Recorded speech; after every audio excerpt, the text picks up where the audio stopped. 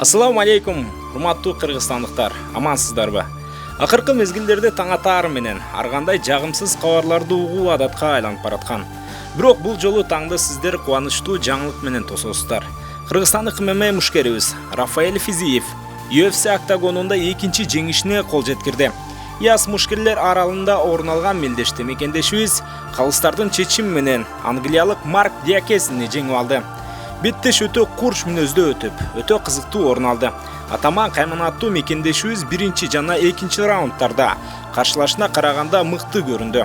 Ал эми үчүнчү раундда Диакеси бир аз жакшырактай көрүнгөн. Бирок калыстар бир тараптуу пикири менен жеңишти Физиевдин пайдасына калтырды.